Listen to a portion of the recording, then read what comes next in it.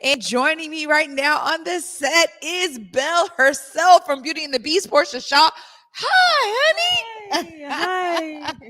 Well, you know what? I have been hyping myself up for this interview. And as Omari said earlier, like I've just been so grateful to be able to really interview cast members from these amazing shows that are coming to STG theaters. And so thank you so much for making time in your busy schedule to be with us today. Thank you for even having me. I'm so honored to be here in your space. Well, I got to ask you, starting off, this is the first time they're really showcasing Belle as a Black lead. So, I'm going right to it. Yeah. For you, as an actress and growing up seeing these shows, how is it for you to take that on?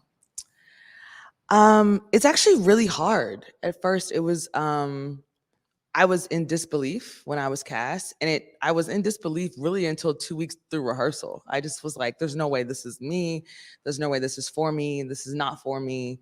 Um, and then the best way I can describe it is being like a little kid again and being able to just be in awe every day that it's really for me and it's really for the people in my cast who look like me and the people in the audience who look like me and sound like me.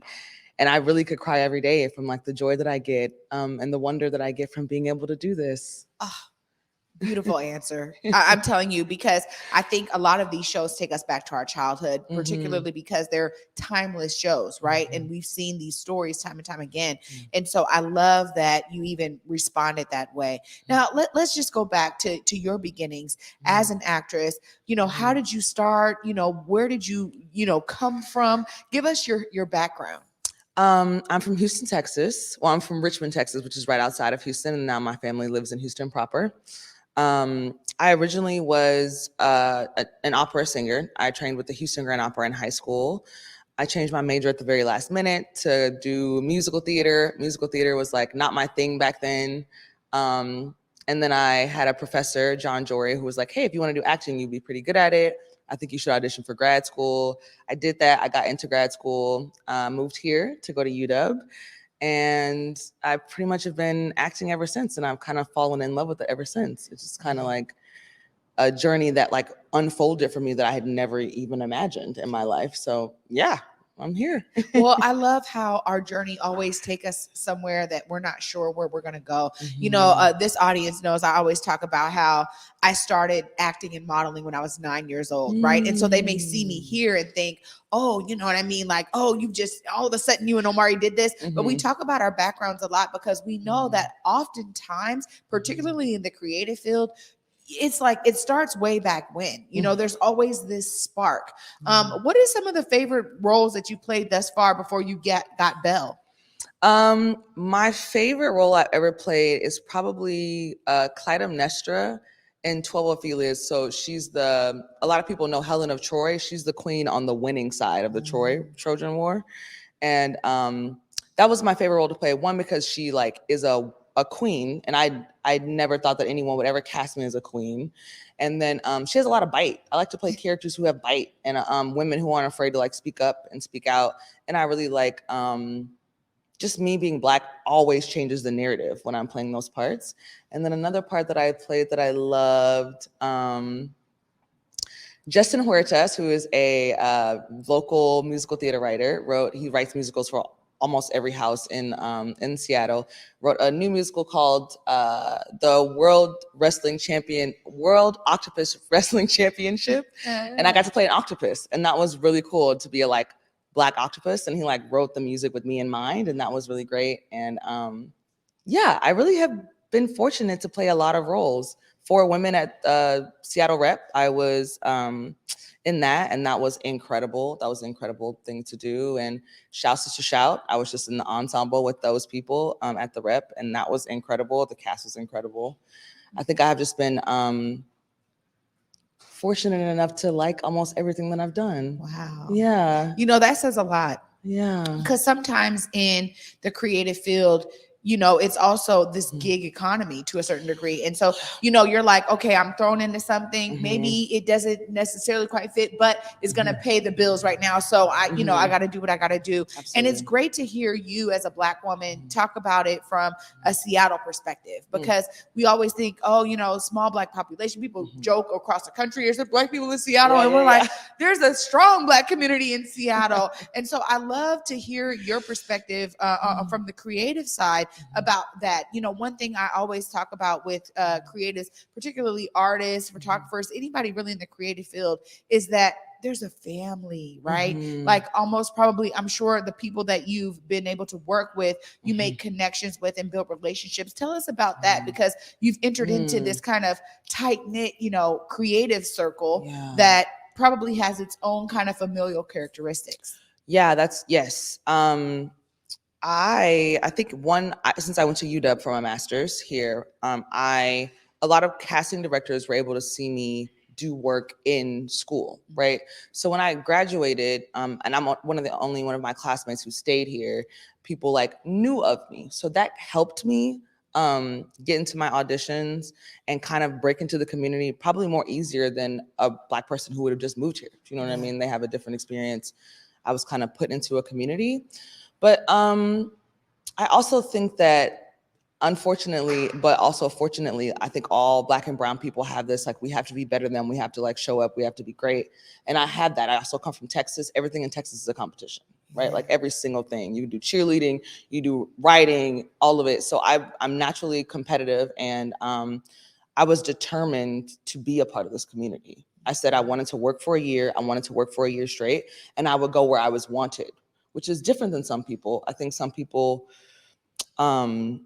try to go at it a different way, but I think me being like, I know my worth, and I'm gonna go where I'm wanted, helped me get even more so into the community, instead of trying to break down walls where I wasn't welcome. Do you know what I mean? Yeah. Going to places where people love you already and people that are creating space for you already, I think is more beneficial for Black and brown people, especially because we come from community sense and community lifestyle. Like, I grew up one block from my grandmother, and everybody in my neighborhood knows me in Texas, right? So I very much so wanted that when I left school. I wanted a community that wanted me to be there, that wanted to work with me, that wanted to curate with me, that understood what I could bring to the table. And I think that helped me a lot versus like, I didn't audition for the Fifth Avenue Theater for years. Not literally, I think I auditioned one other time because it was not a place where I thought I was welcome, right?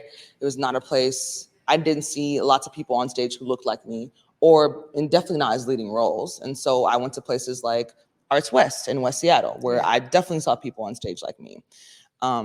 And I think that just being in those places has caused bigger places to be like, hey, like, you're doing a lot of work. And I'm like, yeah, I'm working with people who love me and are loving on me, and I get to love on them.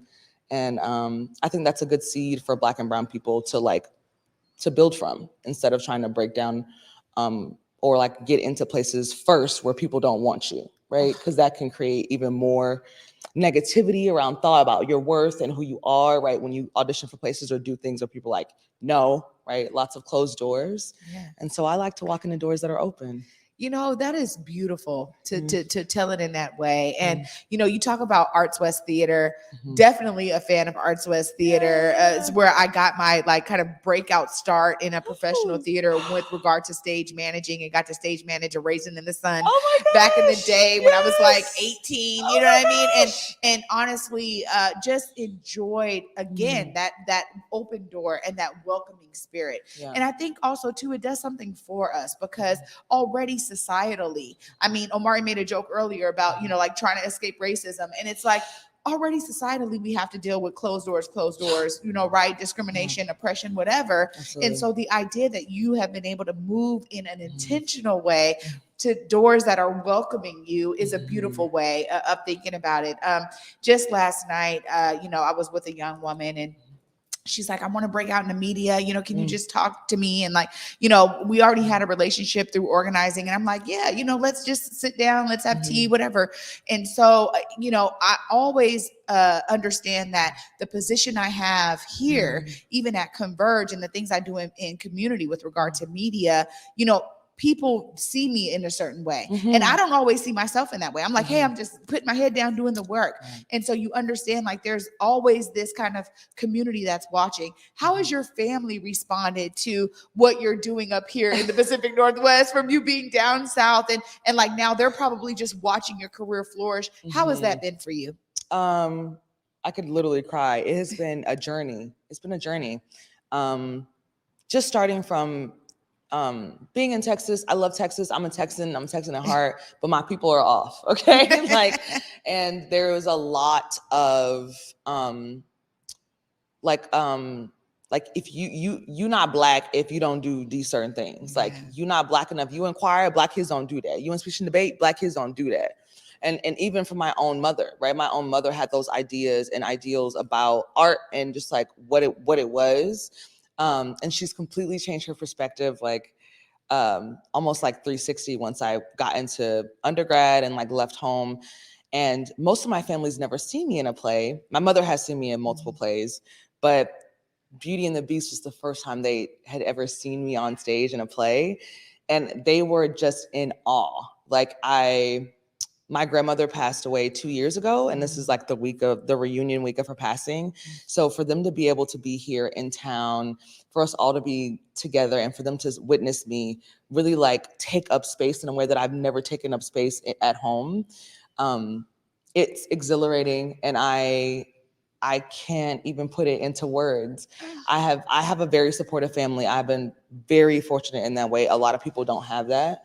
And I want to acknowledge that there are people who don't have family members who are like, yeah, go after your dreams and do what you want to do. But I have that. And it is an absolute blessing. And I am so honored to have them as my family. And I'm looking forward to like continuing to like put them in awe, and like what I can do, what other girls like me can do, what they can do, what their children and what their great-grandchildren can do, what our family can do, what our family need, like what we deserve, the things that we can have. It has been a joy, and they have been great, and they're gonna tell everybody when they get back to Texas that they saw me on stage. They're gonna tell everybody who'll listen. Well, I love it. Lastly, I mean, you're talking about something that I think is so key when we talk about family, this creative community here, and how it feels. I know STG even told us at Converge, they said, look, we are being intentional. We are opening these doors to the theaters we have. We want the community to feel like this is their home.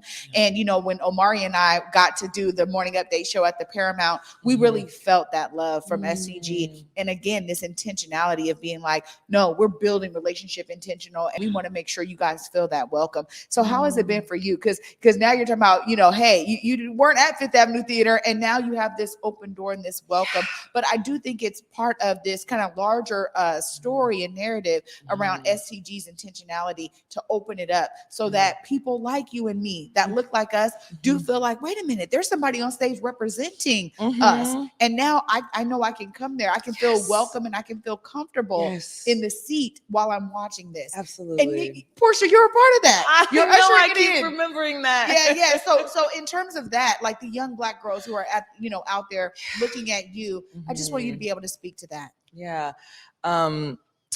I first and foremost, something that's really important for me to bring up in this interview, because it hasn't been able to come up in anything else. I have been recently diagnosed with a disability. And so I even more so did not believe that this was possible for me. I was like, it's one thing to be Black, it's one thing to be a woman, but it's another thing to be a Black disabled woman, right? And so for me to be on stage, and like creating these pathways for girls who look like me, I could just keep doing it. Like I will break down as many doors as I can with my personal hands, with my personal fists and my personal feet for girls who look like me, sound like me, want to be on stage, because it is so deeply important. The first preview, I was walking backstage and I saw a little Black baby with her dreads and her Belle dress on, and it took me down, because it's one thing to like know that you're changing things, but it's another thing to like witness it and see babies like in their Belle dress, like, girl, we're ready. Girl, we're ready. We're ready to hear her. We're ready to see her. And so I just want to encourage young girls to keep going and to go to those places where it might be scary. And I will be honest, the director is my friend, right? So there is a piece of it where it's like, still go where you are loved, right? Don't go to places where people are going to mistreat you. Still, if you have to take a friend, take a friend. If you need to take your friend to your audition so she can be like, girl, you're bomb, you're doing it, you look great, sing down, whatever you need to get into those doors, do it. Because people are changing things, and I'm gonna be a part of that change, and Fifth Avenue is being a part of that change, and our cast is being a part of that change. And I'm really looking forward to it. Oh, Yeah. Porscha Shaw. Yeah. You have warmed my heart today.